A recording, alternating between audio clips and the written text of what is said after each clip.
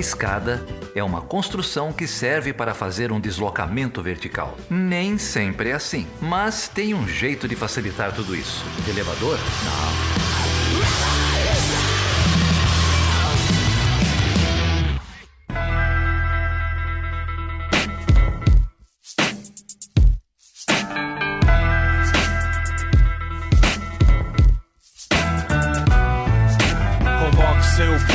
O clima tá tenso, mandaram avisar que vão torrar o centro. Já diz o ditado apressado, come cru. Aqui não é GTA, é pior, é Grajaú, sem pedigree. Bem louco, machado de Xangô. Sejam bem-vindas e bem-vindos a mais um episódio de Toda Escada. Eu sou a Débora Prado. E eu sou o Felipe. E aí, Débora, tudo bem? Tudo jóia. Faz tempo que a gente não grava junto, hein? Muito. E hoje a gente tá aqui pra falar com quem, sobre o quê? Então, a gente tá aqui pra conversar sobre um tema super atual, né? Importantíssimo, ainda mais no contexto que a gente vive aqui no nosso país, que é o tema sobre guerras híbridas e neogolpismo, com recorte pro Brasil. Então, para isso, estamos recebendo agora, né, o Matheus Mendes. O Matheus é bacharel em Geografia pela Federal Fluminense, mestre em Ciência Política e Relações Internacionais da Universidade Federal do Estado do Rio, Unirio, e doutorando em Economia Política Internacional na UFRJ, além de professor da Rede Municipal de Duque de Caxias. E ele veio aqui falar do livro que ele publicou, que é resultado, né, da pesquisa dele sobre guerra híbrida e neogolpismo. Foi na Unirio, né, que você fez? Foi. Eu defendi o mestrado em fevereiro concluí em fevereiro de 21. Muito bom. O livro tá aqui, vou mandar o link depois da descrição do episódio, publicado pela Expressão Popular. Muito bom, recomendo a leitura. Já tem o patinho da Fiesp aqui, depois eu quero saber detalhes da escolha dessa capa aqui também. E a bandeira dos Estados Unidos logo abaixo. Eu antecipo logo. Por favor. Na verdade, então, foi o maior presente, porque é do Daniel Stedley. Ele é irmão do Miguel Stedley, que tá assinando o pós-fácil, né? E que fez a ponte com a editora. Na verdade, assim, chegou aqui, a editora mandou, impossível não gostar, né? O que é raro acontecer. Você já chegou com um presentão e curtiu de cara. Foi um presentaço. Muito e bom. Aí ainda tem um fato curioso, que quando chegaram os livros aqui em casa, que eu peguei o primeiro, mostrei pra minha filha, pra minha esposa, é a minha filha, 2 anos, né? Aí ela, fez cocô. Não, genial o comentário. Violeta, o pato tá fazendo um cocôzão, cara. Tá difícil de limpar pra caramba. Tá difícil de limpar. Ó, se você é ouvinte não sabe que a gente tá falando da capa aqui, a gente vai deixar a mesma imagem na capa do episódio. Então dá um pause aí, dá uma olhada, que você vai ver que a capa é o pato da Fiesp. Que nem direito autoral eles pagaram por esse pato, teve problema também de propriedade intelectual. É outro detalhe aí no caso do pato. Matheus, obrigado, cara, por topar falar com a gente. O Matheus, inclusive, descobri aqui, orientado atualmente pela diva, Cristina Pessequilo. Então deixa aqui também um abraço pra Cris, aqui no ar. Matheus, vamos lá, cara. O teu livro, enfim, ele tem um recorte temporal muito importante para entender o Brasil contemporâneo, né? O livro parte de um ano muito simples, um ano de 2013, né? E passa por 2016, outro ano muito fácil de explicar, né? E chega em 2018, que é talvez o cume, né? Da barbaridade e dessa distopia que o Brasil tem vivido.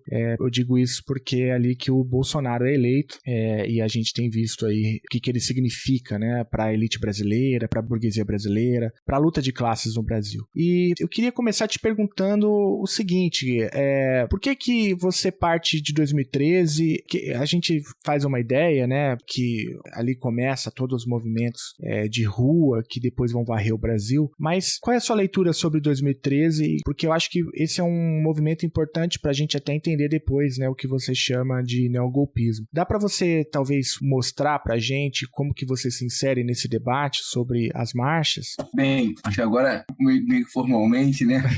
Bem, obrigado aí pelo convite, né, Felipe, Débora, uma honra estar aqui.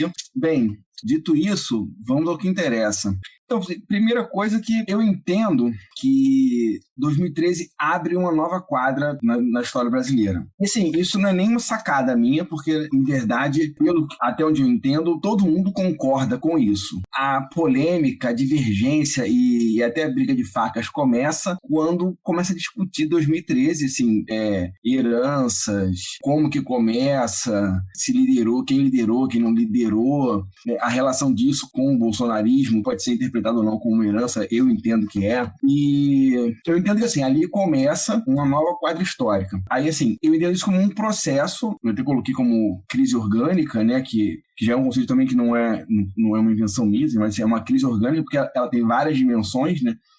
E essa crise, ela tem um momento alto, que é o golpe de 16, e depois tem um outro momento alto, que é a eleição do Bolsonaro, e, a bem da verdade, depois do governo Bolsonaro, depois da eleição do Bolsonaro, né, a gente continua numa crise. Assim. A gente está numa crise profunda, né? Enquanto eu escrevi a dissertação, e isso até coloquei na dissertação e no livro, né? Porque quando a gente pensa em crise orgânica, a gente fala em crise política, econômica e social, e a partir de março de 2020 até mais ou menos março de 22, né? Então, tipo assim, o período que eu fiquei escrevendo a dissertação, a gente estava no auge desse momento da crise, que havia uma nova dimensão, que era uma trágica dimensão sanitária. Esse é o recorte, assim, né? Eu precisava botar um limite, porque a gente precisa dar um mínimo de distanciamento, então eu botei como limite 2018 para pesquisar, porque senão também não ia dar nunca, né? Um desafio que está inserido nesse tipo de pesquisa, né, que é uma pesquisa a quente, né, com um distanciamento muito pequeno, é que evidências vão surgindo. E, eventualmente, você tem que incorporar coisas, assim. Eu precisei incorporar algumas coisas, assim, ao longo da redação. Felizmente, as coisas iam surgindo só para confirmar o que eu já estava pensando. Mas, então, assim, aí vamos lá, 2013.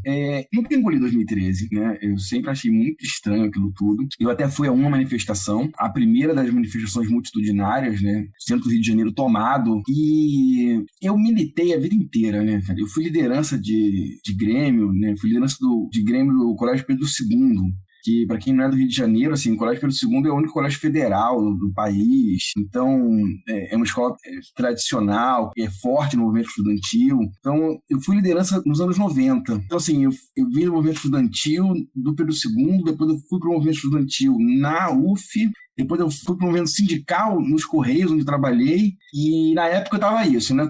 Era da base lá no... Eu nunca ocupei direção nos Correios, não, no Sindicato dos Correios. Eu vim ocupar depois no Sindicato de Professores, onde eu trabalho hoje. Mas eu achei tudo muito estranho. Eu estava meio como o Eduardo na música, né? Assim, festa estranha, com gente esquisita, não foi legal. Alguma coisa muito estranha estava ali. Eu não conseguia identificar direito o que era, mas não me cheirava bem ali. E no dia seguinte eu já comecei a conversar com algumas pessoas e fui vendo as notícias e, cara, isso não é coisa nossa, cara. Isso não tem como ser coisa nossa. E aí, em 2000, não sei se no final de 2013 ou começo de 14, bem, pro tamanho da encrenca e pra narrativa aqui, pra gente não faz muita diferença, mas eu acho que foi no começo de 14, que aí eu tive contato com a obra do professor Muniz Bandeira, A Segunda Guerra Fria. E ali ele detalha as revoluções coloridas que houve no leste europeu. E aí ali fez um clique, né? E aí eu comecei a estudar essas coisas. Eu sempre estudei geopolítica, né? Desde moleque, assim, eu sempre fui fissurado por estudar geopolítica. E aí eu comecei a estudar mais essas questões, né? Ver como é que o Gene Sharp orquestrou, fui ler o livro do Gene Sharp, o livro da ditadura à democracia. Aí, se for o caso, depois a gente pode conversar mais, mas Gene Sharp da ditadura à democracia, que é uma cartilha, assim, de métodos de luta não violenta, como eles chamam, né? E aí, cara, aí foi isso. Eu fui estudando isso, sempre fiquei muito curioso. E aí fui pro mestrado. Aí, assim que eu entrei, eu conversei com o professor André Coelho, que foi meu orientador. Ele me ajudou bastante no sentido de assim, olha, fica à vontade, assim, se eu achar que não dá, eu vou puxar a linha. Mas vai aí, lê, vai trazendo e a gente vai debatendo. E aí foi assim. Bom, vou fazer uma intervenção aqui, Matheus, sobre... Você estava fazendo um histórico dizendo que tem uns pontos altos ali, né? 2013, 2016 com o golpe da Dilma, né? Com o impeachment da Dilma. Golpe, né? Que é o que a gente reconhece cada vez mais claro, como você disse, né? O que ficou mais claro depois, a carta aberta que ela fez agora recentemente para o Temer, eu acho que ficou muito evidente, né? O papel dele também. E 2018, mas a primeira coisa que eu queria te fazer essa pergunta, primeiro, qual que é a relação, então, dessas revoluções coloridas no leste europeu com o caso brasileiro, né? Como que você traçou esses paralelos, né? E como que você mobiliza o conceito de guerra híbrida, então, para o que aconteceu aqui no Brasil nesse período mais recente. Se você puder abordar melhor pra gente, como que o conceito, como que você vai mobilizar, né? Tem a questão, mas aí depois eu não sei se você vai abordar isso já, mas a questão da manipulação da sociedade, né? Do ponto de vista também psicológico, né? Que também é uma discussão, mas, enfim, se você puder abordar pra gente. Até pegando um gancho da Débora, no livro você afirma isso, né? Que o que acontece em 2013 é um tipo de revolução colorida, não é? Não é por aí? Usando talvez os mesmos métodos. Então, acho que essa é uma boa pergunta para a gente poder entender o que é isso, né? E como que esse método foi transposto para o caso brasileiro. Então, eu tinha, assim, um problema que eu não me convencia como é que aquelas coisas aconteceram. Aí as palavras começam, assim, a gente tem que começar a pesquisar e ver direitinho quais palavras, né? Porque, assim, intervenção, manipulação, influência, e aí tem que achar as nuances, né, para poder marcar. Porque uma leitura simples é que, assim, houve uma intervenção. E o problema dessa leitura simples é que ela é facilmente refutável também. Porque eu não acredito que a disputa política se resolva em um gabinete. Meia dúzia de pessoas resolvem. Então, inclusive, eu até falo isso, assim, olha, se fosse assim, não precisava criar uma rede de think tanks, né, um monte de jornais, fazer um monte de Cabo Anselmos e Silvério dos Reis. Você não precisava de Silvério dos Reis, Cabo Anselmos e essa córdia, né? Bastava os caras resolverem no gabinete e pronto. Mas não, assim, há que se conquistar corações e mentes. Então, assim, o primeiro obstáculo que tinha é que, assim, é muito diferente, né? Assim, a realidade brasileira da realidade do leste europeu. E aí, assim, para não entrar em muitos detalhes, até porque senão eu ia ter que discutir a diferença entre a sociedade brasileira vis-à-vis a Sérvia ou Iugoslava, a georgiana e a ucraniana, onde tem os paradigmas de revoluções coloridas. Para não entrar em muitos detalhes assim, essencialmente a gente tem o seguinte: nesses países há uma divisão nas elites em que uma é pró-Rússia, e a gente pode pegar isso também e jogar isso para o caso de Hong Kong, né, onde tem as revoluções dos guarda-chuvas. Também no caso de já trocar Rússia por China. Mas assim, parte da elite é afinada com a potência que em algum momento foi regional, mas são potências hoje de escala global, né? Então, assim, parte da elite na Sérvia, na Geórgia e na Ucrânia são afinadas com a Rússia. E outra parte é afinada com quem estiver contra a Rússia. De modo bem simplificado, a gente tem isso.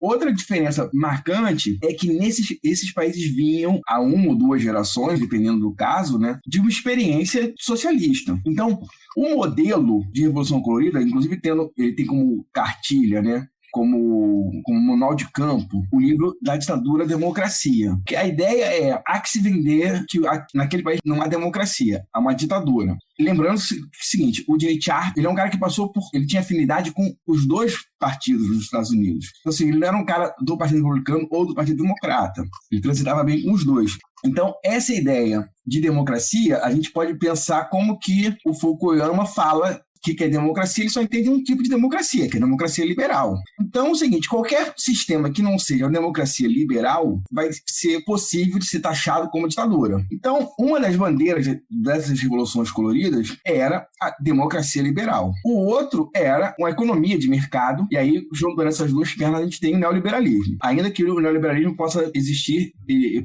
prescinda da democracia, mas aí isso é outro departamento já. Então, assim, tem esses dois e o alinhamento dos Estados Unidos. Não à toa, quem liderou a Revolução Colorida na Geórgia era um cara ele tinha feito toda a pós-graduação e graduação e pós-graduação nos Estados Unidos. Assim que ele assume, ele fala que o destino da Geórgia é União Europeia e Estados Unidos. E o caso da Ucrânia, eles são, inclusive, bem mais famosos, né? Porque lá houve 2 revoluções coloridas. A laranja, de 2004 para 2005, e a última, que é a Euromaidan, que deu no que deu, né? Tá dando no que tá dando. Mas, então, assim, esse é o modelo que está lá. Aí, como é que isso é transposto para cá? Primeira coisa é entender que a sociedade brasileira, nela não há essa fratura entre elites. As elites brasileiras, as elites e as classes médias brasileiras, elas são todas afinadas com os Estados Unidos. Todas elas mimetizam a sua congênere estadunidense. Então, isso aí turva um pouco aqui, isso não é muito claro, porque já é mais naturalizada essa ideia. No entanto, o que foi muito presente lá e aqui, a atuação na parte de preparação de uma rede de think tanks que recebem grana e instrução de agências governamentais. E aí, assim, tem, por um lado, a relação desses think tanks com outros think tanks, né, ou em outro país, simplesmente, ou think tanks de atuação global, como a Atlas Network, que eu não sei se é ela que cunhou esse termo, mas a Camila Rocha, que saca muito de think tank, ela fala como se fosse um meta think tank, porque a Atlas Network, ela tem acho que mais de 200 think tanks, sendo que think tanks associados a ela, sendo que só no Brasil tem 15. Então, esses think tanks, eles vêm trabalhando, ganhando corações e mentes em torno de uma agenda neoliberal. Isso é uma coisa. A outra coisa, e aí tem muito a ver assim, com que o modus operandi, que foi uma coisa que já tinha me chamado a atenção, que é o fato do gatilho. Então, assim, tá tendo uma disputa por corações e mentes, e essa luta tá, digamos, ela tá acontecendo sem muito alarde. Só que, em algum momento, essa energia, ela é catalisada e ela vira movimento. E o que dá esse gatilho? O que catalisa toda essa energia? E aí é que vem a coisa que mais chama atenção, que o que dispara é algo que foi anabolizado no que ficou conhecido como Primaveras Árabes, nas revoluções coloridas do leste europeu. E aqui houve o seguinte, um evento que é de ordem municipal, no caso. Aqui no nosso caso foi um evento de ordem municipal. Mas na Tunísia também. Foi uma disputa com um guarda municipal, né? Esse tipo de... uma coisa desse tipo, ela é anabolizada, amplificada e ela ganha dimensão nacional. E aí ela passa a mobilizar sentimentos em torno de pautas que, veja só, no limite elas são legítimas. No limite, era legítimo as pessoas estarem nas ruas querendo educação padrão FIFA, para ficar com um slogan, para não ficar escrevendo muitas pautas. No limite, era. O problema é que depois tudo piorou e o povo não está mais na rua. Né? Tudo piorou, tudo. Mas você não tem um movimento de massas pedindo a cabeça do Bolsonaro por isso, entendeu? Dizendo que vai derrubar o Bolsonaro, e não tem nada disso acontecendo. Então, esses movimentos, né, esse movimento aparentemente espontâneo, porque uma coisa é a seguinte, a Revolução Colorida, ela tem isso, assim, ela parece ser espontânea, ela é repentina, mas ela não é algo espontâneo e desgovernado, pelo contrário. Agora, como é que isso tudo tem a ver com guerra híbrida? A resposta está ficando enorme, né? Mas vamos lá. Aí o que acontece? Eu tive um problema na banca, porque me disseram para largar a ideia da guerra híbrida. Me disseram assim, cara, isso aí não... Mas aí eu ouvi e falei, olha, é o seguinte, eu vou rever meus apontamentos e talvez eu abandone, ou eu vou afinar os argumentos. E depois de reler os apontamentos, eu decidi que eu ia afinar os argumentos e ia bancar. E aí o que acontece? Eu fui atrás, assim, de quem primeiro fala dessas coisas, né? Porque, assim, eu tratei de dois conceitos, né? Guerra híbrida e neogolpismo. Cara, eu tô falando de guerra e tô falando de golpe. Porque, assim, essencialmente, são fenômenos políticos com os quais as sociedades estão acostumadas a lidar há séculos e milênios até, né? Então, assim, quem é que... Eu falei, então, se é guerra, vamos ver o que Sun Tzu falava disso, né?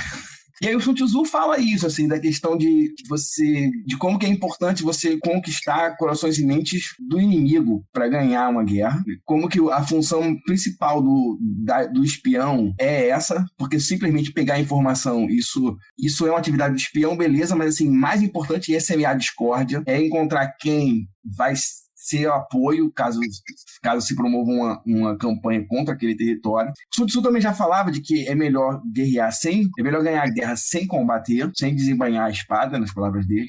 Aí depois o que eu achei? Eu achei o Maquiavel falando uma coisa muito parecida, dizendo que, olha, o mais seguro para uma ofensiva é você ter gente do território que você quer conquistar. É o que a gente hoje poderia chamar de quinta coluna. E, mais recentemente, o Clausewitz, ele fala também o seguinte, no mesmo livro em que ele tem a frase dele que ficou célebre, né, que a guerra é a política por outros meios, ele fala uma coisa muito interessante, que é: a guerra só acaba quando a vontade do inimigo é dominada. Ele fala exatamente isso, olha, movimentar tropas e artilharia é muito bom, mas enquanto o inimigo tiver vontade de combater, ele vai combater mesmo em desvantagem. E todos eles também falam da questão da oportunidade, do senso de oportunidade. Então, fiz esse panorama todo aqui para falar o seguinte, que os think tanks atuavam no Brasil há muitos anos de modo bem naturalizado, né, em busca de ganhar corações e mentes. Então, assim, a gente pode pegar uma trajetória deles assim, de 83 até 98, eles foram muito fortes, os think tanks neoliberais. De 98 até 2006, eles perdem musculatura, e aí quando a direita percebe que perde a eleição pro Lula, ela volta a carga, constrói sua rede de think tanks, injeta muito dinheiro e cria uma nova geração de think tanks. E aí nessa nova geração, o Instituto Milênio e o Von Mises, Instituto Mises Brasil, que é o instituto hoje, é o think tank hoje, que reproduz todo esse discurso negacionista, de liberdade ilimitada que o bolsonarismo fala. Tudo isso está reproduzido no Von Mises, ele surge nessa segunda geração, o terceiro momento dos think tanks. Eles já atuavam. E aí surge um momento, surge o gatilho, em 2013, com as questões das passagens, e aí eles colocam toda essa energia acumulada, eles colocam em movimento. O Chutando a Escada conta com apoio financeiro dos seus ouvintes. Para saber mais, acesse chutandoaescada.com.br/apoio.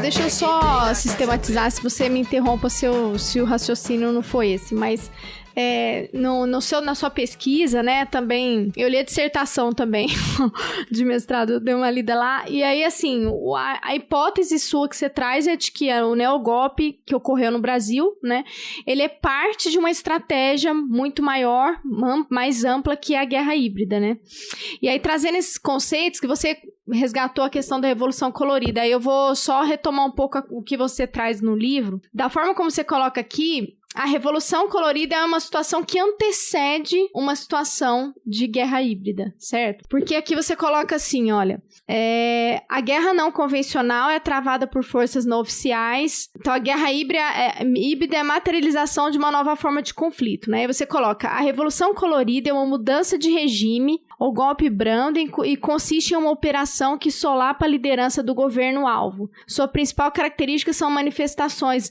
multitudinárias que aparentam ser espontâneas, né? Que é o que você está trazendo a questão da contribuição dos think tanks, né? Mas a Revolução Colorida, ela dá condições para que a guerra híbrida ocorra, é isso? Porque realmente é o seguinte, o livro que é assim, uma referência é o livro do Coríbico, Guerras Híbridas, né? Eu não lembro agora o subtítulo, mas é Guerras Híbridas do Andrew Coríbico. É porque, assim, o Coríbico, ele fala que a guerra híbrida tem duas fases. Uma é a Revolução Colorida, que é essa fase civil. E aí, nas palavras dele, em ela não dando certo, na sequência estoura a guerra não convencional. Aí, assim, eu não tenho, ao longo do texto, eu até pontuo que, assim, embora tenha esse autor como uma referência, eu não me deixo engessado com os conceitos que ele está trazendo.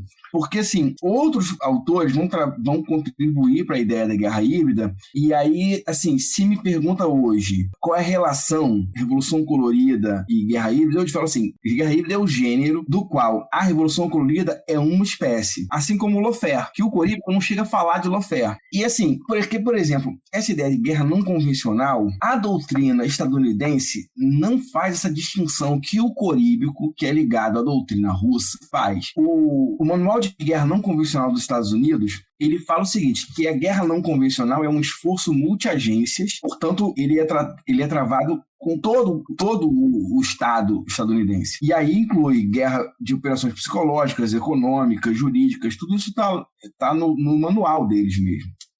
E o Coríbico, ele classifica a guerra não convencional como uma parte da guerra híbrida.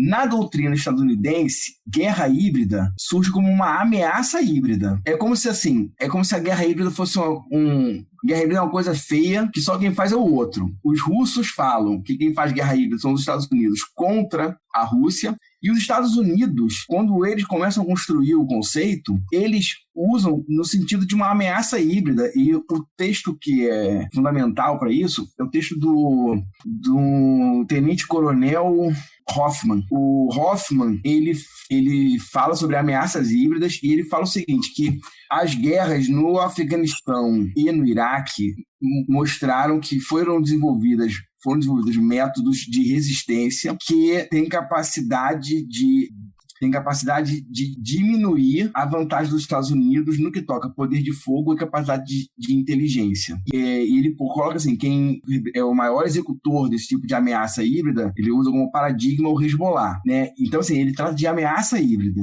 Então, assim, no meu entendimento, guerra híbrida é um conjunto de técnicas que visam realizar um objetivo geoestratégico usando métodos não necessariamente militares. E aí, nisso, a gente pode incluir vários tipos de operações.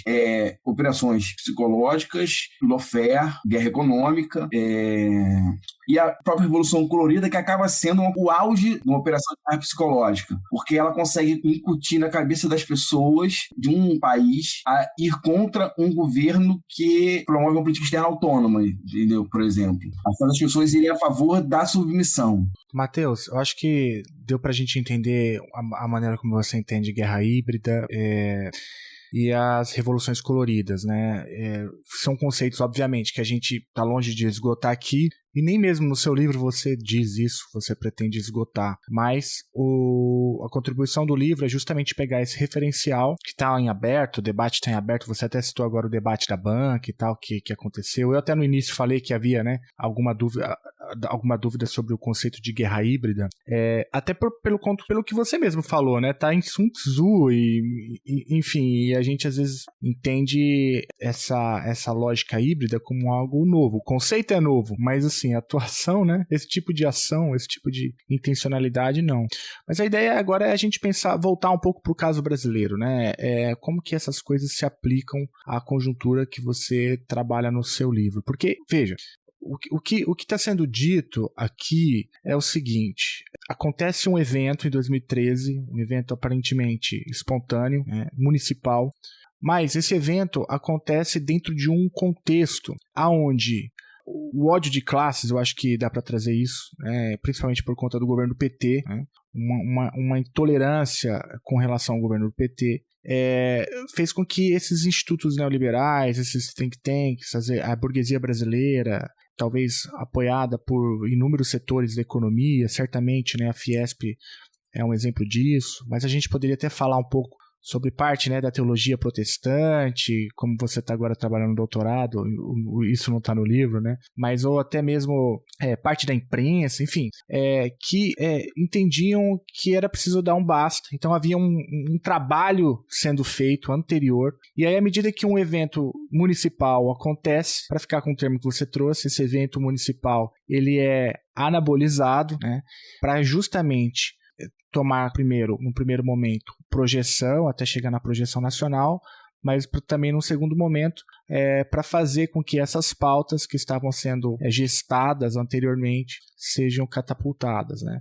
Por que eu trouxe o antipetismo para a equação? Porque você fez uma pergunta bem interessante, assim. Era legítima a pauta da educação padrão FIFA naquele momento, mas a pergunta não é essa. A pergunta é por que agora que a educação piorou, você não tem movimentos parecidos? É porque os movimentos eles foram intencionalmente criados dentro de uma estratégia, dentro de um movimento de guerra híbrida, né? Então a intencionalidade está por trás disso. Citando o Atlas Network, citando essas disputas geopolíticas contemporâneas, o que você está nos levando a entender é que os Estados Unidos, né, com o apoio da elite brasileira, né, em parceria com a elite brasileira, patrocinaram, então, essa Revolução Colorida no Brasil, para que as suas pautas caminhassem aqui no Brasil, se institucionalizassem no Brasil de maneira mais sólida, e é esse o movimento que vai levar ao golpe.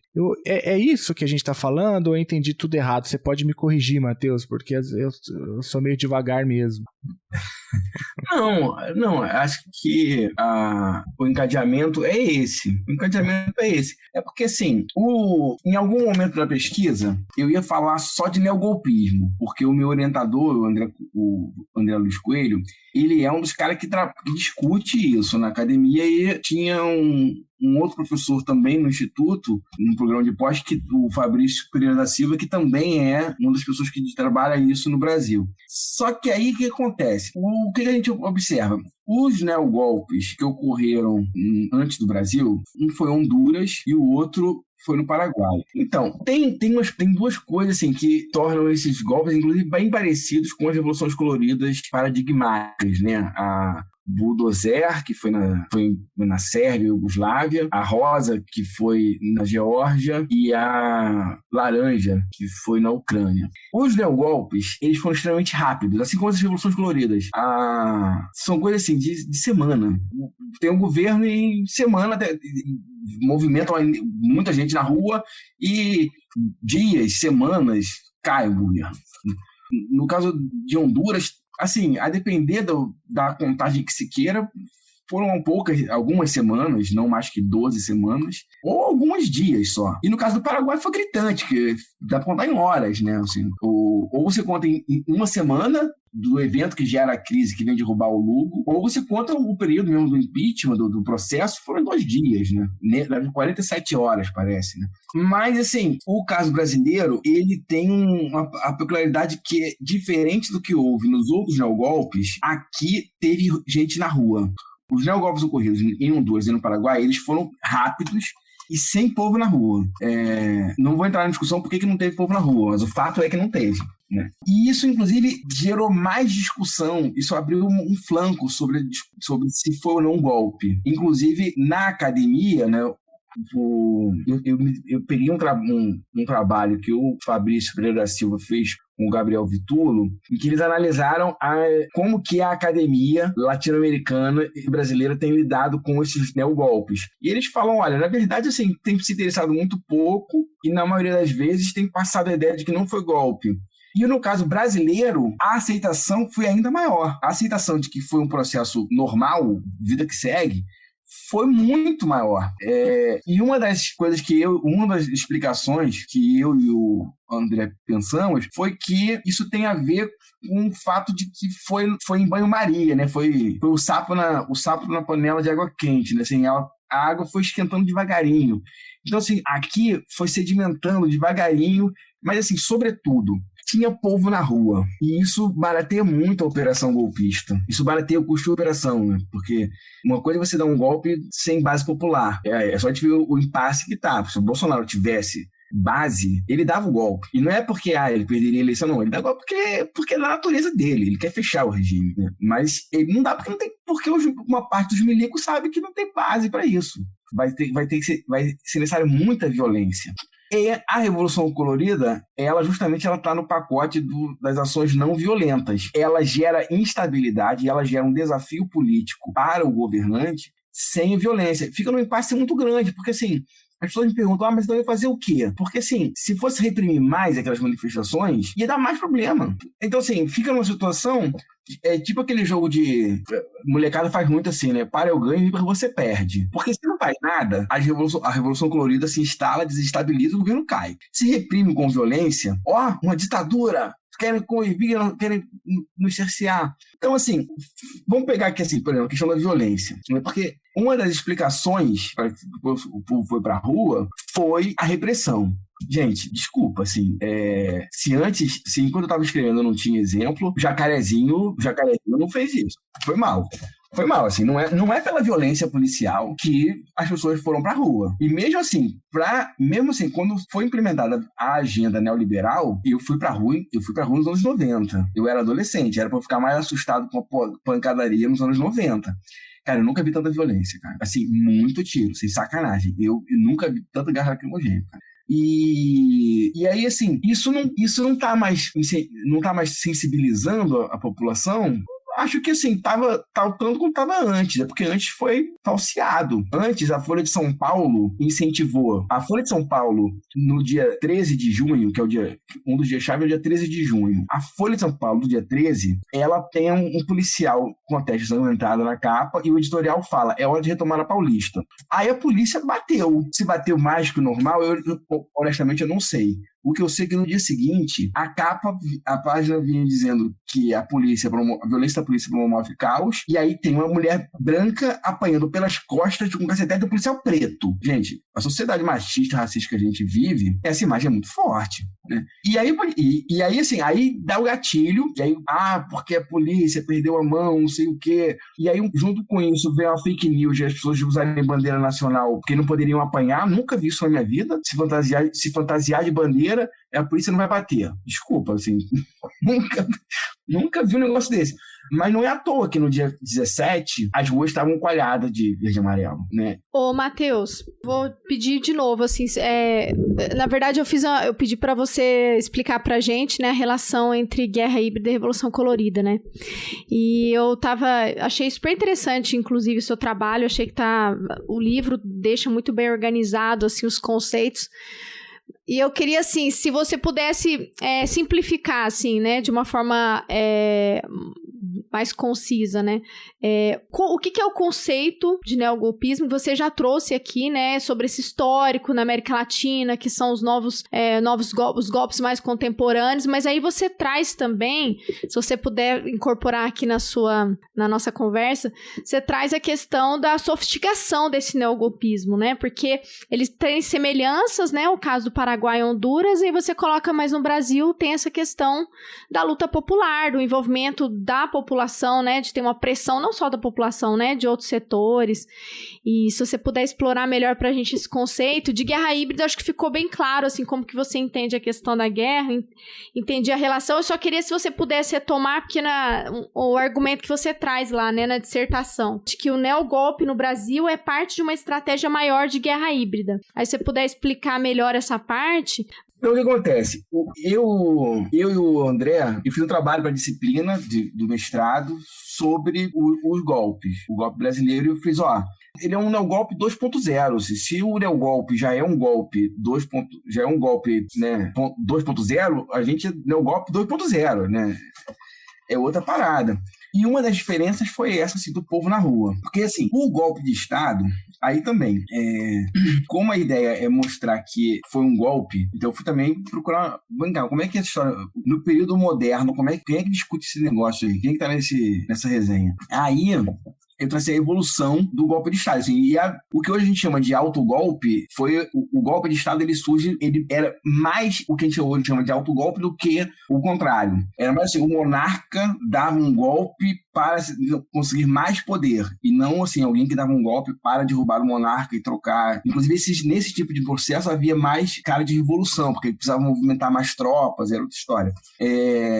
Então, assim, a ideia, essencialmente, o golpe de Estado é uma troca de elite feita de dentro do Estado, senão é revolução, né? Então, assim, feita por agentes do próprio Estado. Então, assim, tem que ser um tipo de ação política que escapa das regras acordadas ou aceitas, né? Escapa dessa regra e ele é promovido por agente do Estado. Acontece que todo golpe, como um movimento de força, ele historicamente está associado a uma ação violenta. Nem que seja a ameaça da violência, nem que seja a ostentação da violência. Então, assim, isso acabou criando uma sinonímia, né, entre golpe militar e golpe de Estado. Porque assim, o golpe de Estado não precisa ser um golpe militar. É esse nó que muita gente não consegue desfazer. E aí acha que não foi golpe no Brasil. Porque os quartéis ficaram quietos. Assim, a gente aos poucos vai descobrindo que não ficou tão quieto assim. Mas isso é outra história. Mas então o que acontece? Houve um golpe, né? E aí, na verdade, esse golpe, ele foi feito sem a participação ativa dos militares, né? E com a atuação de vários outros setores, alguns do Estado e outros setores que não são do Estado, notadamente a imprensa, né? E, no caso brasileiro, tinha muita gente na rua. Então, assim, uma das vantagens do conceito de neogolpe é que ele simplifica essa miríade de atores que entram no jogo. Porque antes era mais claro, assim, os militares e pronto. Mas aí você vê assim, 2016, aí vai ter gente que vai dizer que foi um golpe parlamentar, outros vão dizer que foi um golpe midiático, outros vão dizer que foi um golpe judiciário, alguns vão combinar esses adjetivos. E no fim das contas, isso fala mais, no meu entendimento, isso fala mais do observador do que do objeto. Porque se o analista ele tem mais foco na questão jurídica, ele vai dizer que foi um golpe jurídico. E ele vai estar certo. Se ele é um cara que estuda mais a questão do parlamento, ele vai dizer que foi um golpe parlamentar. Ele está certo. Só que houve uma combinação dos dois. E houve também a mídia. Então, assim, o neogolpe, o conceito ele tem essa vantagem de que, olha, é diferente, porque assim, é golpe de Estado. Mas também não é que nem 64, né? Não é que nem a tentativa de golpe, nem o golpe fracassado em 2002 na Venezuela. É diferente, pô. Não é a mesma coisa. Então, assim, há que se pontuar que tem essa diferença. Aí, no caso brasileiro, o Lofer foi muito marcante. E aí, assim, eu vou aproveitar, teve uma professora daí de Minas Gerais também, a Kátia Gerabi Baggio, que eu li um trabalho dela no livro Historiadores pela Democracia, e aí ela deu uma dica ali, e aí eu fui atrás, né, tive até dificuldade, mas depois ela até me enviou um link. O pessoal que criou, o pessoal que fez a Revolução Colorida, que virou modelo, que exportou, eles literalmente exportaram. O pessoal que liderou é o pessoal de um movimento chamado Otpor, algo como Basta, em sérvio. Como é que acontece aquilo ali? Como é que acontece a Revolução Bulldozer que derruba o Milosevic? Vai parecer que eu vou viajar muito, mas não vou não. O que acontece? Um grupo de jovens sérvios teve contato com a obra do Dimitrov. E aí eles implementaram o modelo de desafio político que o Dimitrov fala de guerra, ação não violenta. Eles implementaram isso na Iugoslávia. E eles acabaram liderando o movimento de crise que derrubou o Milosevic. Não vou entrar no mérito que o Milosevic não me interessa essa parte. Me interessa que eles lideraram o processo que derrubou o Milosevic. O negócio deu tão certo que eles exportaram esse modelo para a Geórgia. E lá deu tão certo que eles depois levaram para a Ucrânia. Mas é assim mesmo, não é? Pode parecer que estou forçando a barra, mas não, é assim mesmo. Eles fizeram, eles foram, e aí teve uma troca intensa de jovens que estavam querendo implementar um Estado liberal, ter economia de mercado e tal. O que acontece? Um desses jovens, ele criou um jogo que eu agora não vou lembrar o nome do jogo, mas eu botei isso na dissertação. E o cara até fala o seguinte, ele criou um jogo que é um simulador para derrubar governos. E aí ele fala, não, você controla o nível de dificuldade, você vai forçando a inteligência artificial, que é o seu oponente. Até, tipo assim, desde um sistema totalitário, em que o governo tem muito poder sobre tudo, sobre todas as dimensões da sociedade, até sistemas mais liberais. E aí ele fala um negócio que é muito legal, assim, que é... Agora, se você quer um jogo fácil, luta contra a corrupção. O cara fala, quer um jogo café com leite, você vai ganhar o jogo, luta contra a corrupção, cara. É um mote que funciona, né? E aí, assim, essa ideia de luta contra a corrupção, que no Brasil já vem de muito tempo, né? Isso... Da vassourinha, vamos varrer, né? Aquela coisa. E aí, Mar de Lamas do Getúlio, por aí vai. Então, assim, isso funciona, né? E aí, assim, antes de 2013 já, ainda, né? Em 2010, percebeu-se que, pela discussão econômica, era muito difícil, para falar, pegar leve, era muito difícil, ia ser muito difícil ganhar, tirar o PT do poder. Porque, tipo assim, a Dilma tinha sido reeleita com a economia... a economia estava bem, né? A crise mundial estourando e, cara, ganhou a eleição, cara. Então, ia ser muito difícil.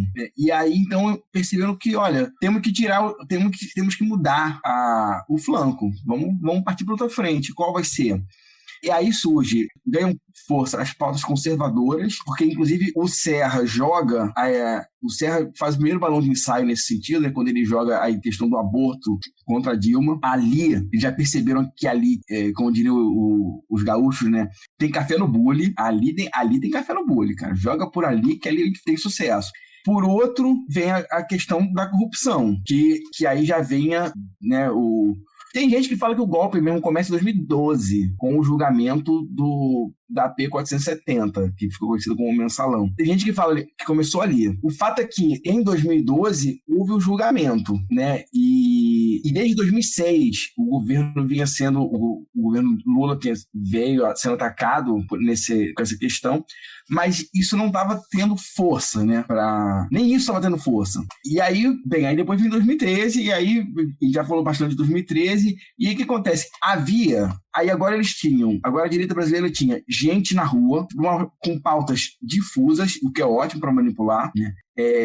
Você tem um grupo, né, que é a Lava Jato, né, que é ligado a uma doutrina de direito, que recebia instrução dos Estados Unidos, né? Inclusive depois eles foram elogiados, né? Foram apresentados como modelos por um procurador dos Estados Unidos, né, num think tank, na Atlantic Council, né? E aí, assim, essa galera recebendo instrução e operando em parceria mesmo com o Departamento de Estado, o Departamento de Justiça. E assim, tem até eu tratei disso, né, que assim, que o neogolpismo, ele é a interação dialética entre movimentos que ocorrem nas instituições, notadamente judiciário e parlamento, com o que acontece nas ruas. E ali, assim, eu peguei 2 recortes, né, que um alimentava o outro. Que no caso, assim, uma dessas variáveis, uma dessas pernas alimentava a outra. Porque, por exemplo, vamos pegar aqui o sequestro, a condução coercitiva do Lula. Ocorre no começo de março, numa sexta-feira, né? Que isso é bom que aí reverbera no fim de semana. Então, assim, o judiciário atuou. O judiciário atua. Ele sequestra o Lula, aquilo dá notícia. A imprensa vai ficar reverberando isso um tempão. E aí, menos de 15 dias depois, ocorre a maior manifestação da história do Brasil, que foi uma manifestação a favor do golpe. Ela ocorre pouco depois e ela foi alimentada, ela foi fortalecida pela prisão, pela condução coercitiva do Lula, e toda a narrativa que a imprensa burguesa, né, oligopolista, alimentou ao longo daqueles, acho que são 9 dias que separam, e aí tem a maior manifestação, que ocorre aproximadamente um mês antes da votação na Câmara, no impeachment, né, que é o dia da vergonha, que é o dia 17 de abril de 16, que é quando o Eduardo Cunha faz aquela cena toda. E o Bolsonaro era para ter sido caçado naquele dia, mas as instituições não queriam aquilo. E então, assim, essa operação que já havia algum consenso, né, assim, consenso dentro de quem entende que foi um golpe, né? Uma parte pequena da academia entende que 16 foi um golpe, pelo menos quando eu escrevia. Hoje em dia provavelmente vai ficando maior, né? Porque os fatos vão se impondo. Mas, assim, era contra-hegemônico dizer que era golpe. E aí quem dizia que era golpe fala assim, não, é um neogolpe. E aí explicava isso aí. Mas aí eu peguei e falei, olha só, esse neogolpe, na verdade, ele está inserido num outro contexto, que é o contexto de uma guerra híbrida, que a ideia é dominar mesmo o Brasil, é derrubar um governo para botar de cara um despachante, porque o Temer ele estava mais para um despachante num território colonial do que um presidente, né? Assim, é uma vergonha aquilo. E, assim, foi mal, assim. A real é que ele é muito mais parecido com o governo Bolsonaro do que o pessoal que a direita limpinha quer assumir, né? Matheus, a gente está chegando aqui no teto da nossa conversa de hoje. É claro que todos esses temas o livro aborda com muito mais profundidade. A gente está aqui só refletindo mesmo sobre essa quadra histórica, né, que marcou a história do Brasil e que ceifou a vida de milhares de pessoas, né? Porque é disso que se trata. Quer seja pela fome, quer seja pela depois a negligência com a pandemia, quer seja pelas políticas, né, de violência policial que, quando o Temer assume, como você bem mencionou, ganha dimensão, isso você cita no livro, né? Até o Genuíno fala isso no prefácio, né, da importância das GLOs e para entender também essa conjuntura toda. Então, é uma elite que, parte dela pelo menos, né, quer ser limpinha, né, mas que quando a gente menos espera, né, tá lá abraçado com o capeta, né? E o bolsonarismo, não à toa, o bolsonarismo ainda hoje tem a força que tem entre o empresariado. Agora mesmo, recentemente, vale mencionar que alguns empresários, né, estavam ali articulando a possibilidade de um golpe num grupo de WhatsApp, né? E a história do Brasil é tão surreal que coube, né, ao Alexandre de Moraes, atual ministro do Supremo Tribunal Federal, coibir esse movimento. Tal complexidade, né? O assunto não é simples, ele é complexo, mas a gente conseguiu entender na tua exposição a importância de se pensar o conceito, né, de guerra híbrida, com todos os problemas que pode ter por trás do conceito. Há uma disputa de coração e mente, né, no Brasil. Isso na universidade a gente vê diariamente, né? Você como professor também certamente se depara com isso o tempo todo. E há um trabalho sendo feito, né, para que algumas ideias sejam veiculadas, ganhem espaço, ganhem território, né? São ideias enlatadas, ideias que muitas delas não encontram nenhum respaldo empírico, são ideias que fazem parte de um interesse de outrem, né? Mas são ideias presentes. Os think tanks, de fato, operam dessa forma. E, como eu disse, né, você tem, por exemplo, no Brasil, um economista considerado burro, como alguém que serve de referência para pensar, por exemplo, toda a política econômica brasileira, que é o Mises, né? O Mises ocupa, né, um espaço no imaginário liberal brasileiro que, sei lá, eu não entendo porque aqui se fala mais de Mises do que de Hayek. Enfim, essa é uma loucura à parte, né? Mas o ponto é que, de fato, há essa disputa, né? E eu acho que o seu trabalho demonstra isso, mostra isso de maneira clara, com uma tese bastante contundente, inclusive, de que 2013 já era o resultado dessa disputa, né? E dessa atuação via guerras híbridas e assim por diante. E o conceito de neogolpismo acho que também é um conceito que veio para ficar, né?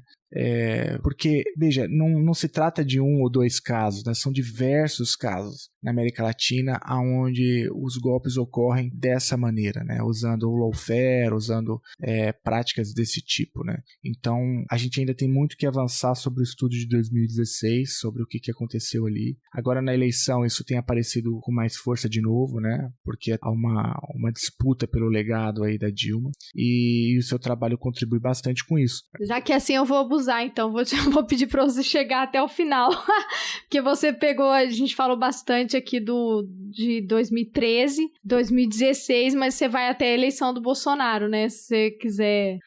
então... Para concluir, já que é assim... Não, aí o que acontece? Isso aí, depois eu até escrevi um artigo, eu vou fazer... O que acontece? Eu escrevi o seguinte, tá até na introdução, né, que o Bolsonaro, ele é filho legítimo de 2013, e não bastardo como os entusiastas de 2013 à esquerda querem, defendem. Assim, foi uma estratégia editorial, assim, a gente tinha que botar o livro na praça rápido. E aí, assim, transformar uma dissertação num livro, pode parecer, para quem nunca fez, pode parecer que é moleza, né? Mas não é, você tem que tirar um monte de ranço, de coisinha, e aí, cara, você lê, aí depois é sempre a gente achando erro de português, e umas coisas que, tem que ficar mais claro aqui, não sei o quê. Então, assim, isso deu trabalho, e também a gente optou por não trazer nenhum argumento novo, porque aí eu teria que pegar, assim, discutir mais, assim, algumas pessoas que defendem 2013, como é que... E, assim, foi uma opção, assim, botar na rua rápido um livro com um trabalho que, assim, ele tinha acabado de ganhar o crivo acadêmico. Então, assim, era uma coisa consistente, não era era panfletário no sentido ruim do termo. Mas o que acontece? Também no mestrado, eu fiz um trabalho com a professora Márcia Dias. Foi também um trabalho de disciplina. Aliás, fica a dica aí para a galera que está fazendo pós, né? Vale a pena investir nos trabalhos, tentar depois a publicação, porque eu publiquei com a professora Márcia Dias na disciplina de ideologias. A gente publicou um artigo que saiu agora num dossiê sobre a burguesia brasileira e o fascismo. O artigo chama O Mutualismo entre o Liberal-Conservadorismo e o Neofascismo.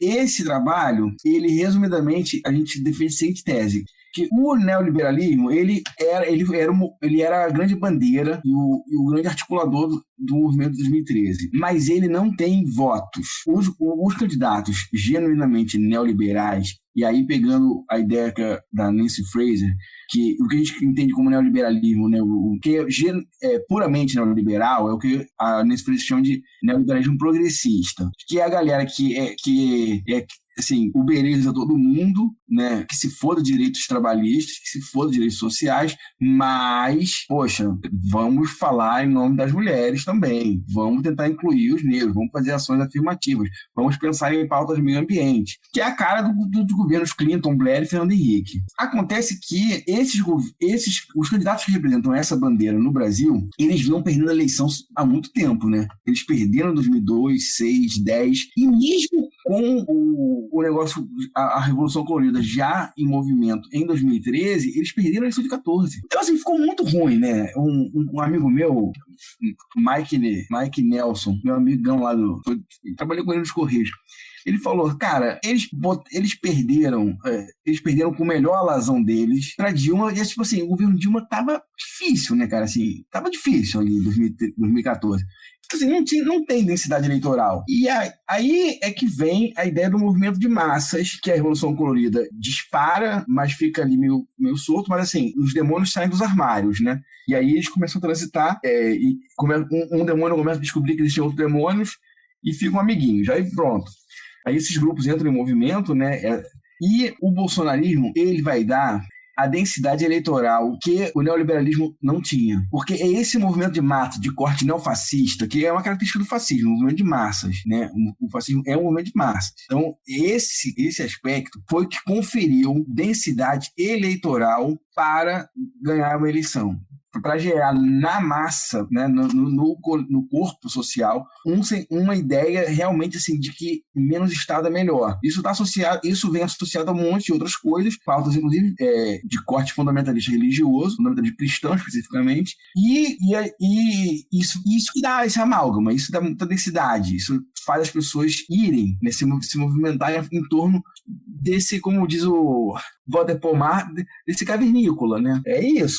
Tudo quebrado, Gentilo. Meu filho e meu neto se escondem dentro do guarda-roupa. Perguntou pra mim se era o fim do mundo, mãe. Porque o Águia está vindo, mandando tiro de cima do Águia. Eu não aguento mais. É paz. Quando vão prender os granfinos da Lava Jato, que roubaram da saúde e educação e tiraram o salário de vocês, eles vão no carro de luxo. Hoje está um morador aí, ó, que veio helicóptero, tá atirando pra baixo. Gente, tem que ver, tem criança sendo atingida. Criança, jogaram a bomba dentro do meu portão, que estourou o meu portão. Estourou. Meus sobrinhos lá, ó, tudo passando mal com bombas, com gás de bomba lá no portão. Isso é injustiça, o morador não pode sair de madrugada pra ir trabalhar, que é tiro. Só a menina lá, ó, 3 tiros no braço, na perna e nas costas. Mas tem que voltar. O senhor morreu hoje com um tiro na cabeça.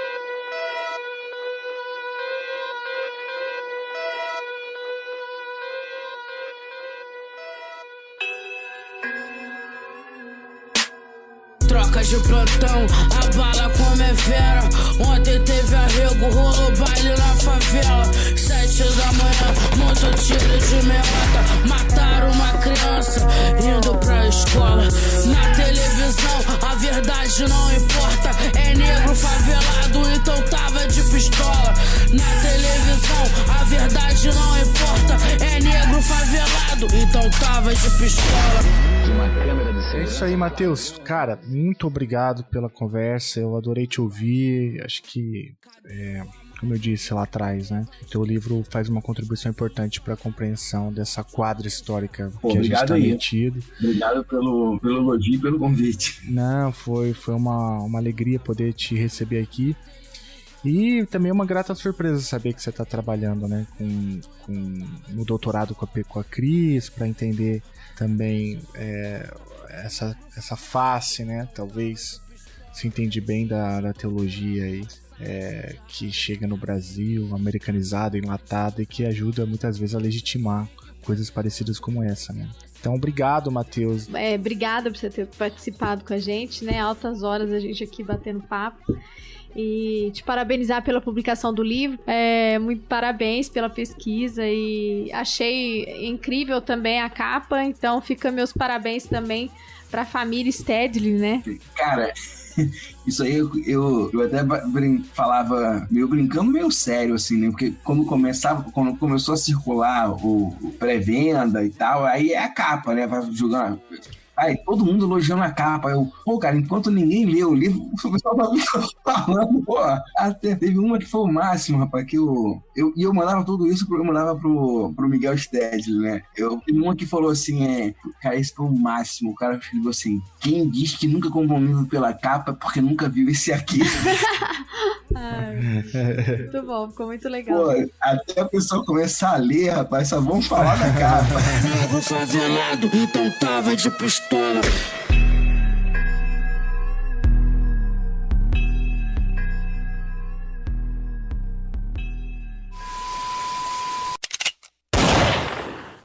75% da população carcerária do Brasil é de negros.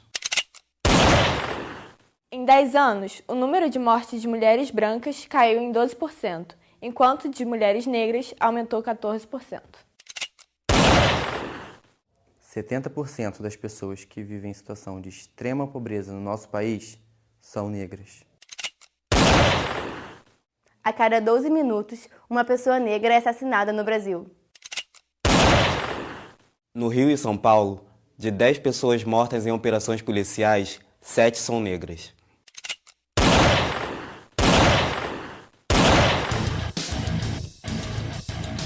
Você acabou de ouvir mais um episódio do Chutando a Escada. Para apoiar, acesse chutandoaescada.com.br/apoio.